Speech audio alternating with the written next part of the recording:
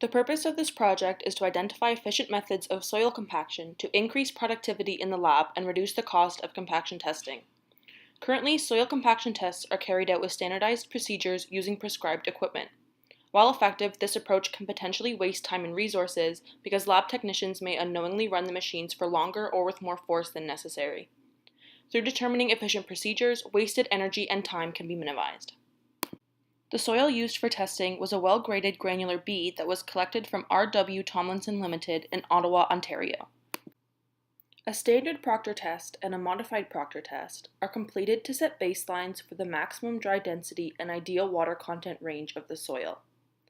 The maximum dry densities are calculated at 2,200 kilograms per cubic meter and 2,400 kilograms per cubic meter for the standard Proctor test and modified Proctor test respectively.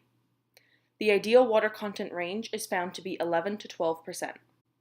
Next, a density energy curve is graphed, which illustrates the relationship between compactive effort and dry density of the soil.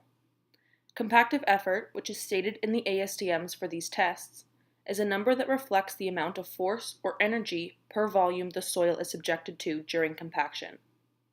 Identifying the relationship between compactive effort and dry density allows to determine how efficiently force is being used as energy to compact the soil.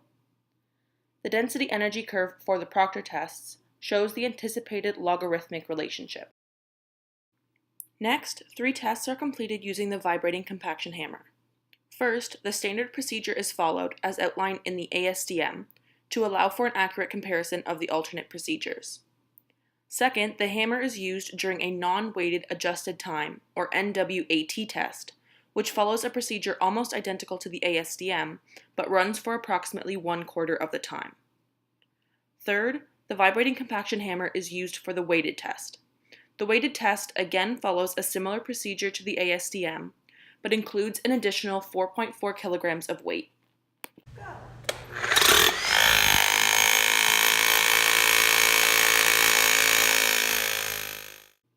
Results from the 3 vibrating compaction hammer tests are illustrated on a density energy curve.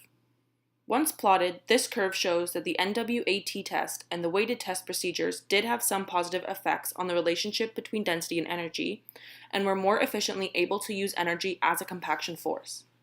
However, the changes that they made were so slight that they are practically insignificant. The miniature vibrating compaction hammer is used for the final test to determine if it is an acceptable alternative machine to the vibrating compaction hammer.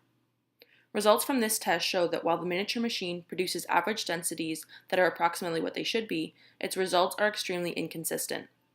It is evident that the new device is not currently a viable alternative machine, and that adjustments will need to be made to allow for more accurate and precise measurements to be taken.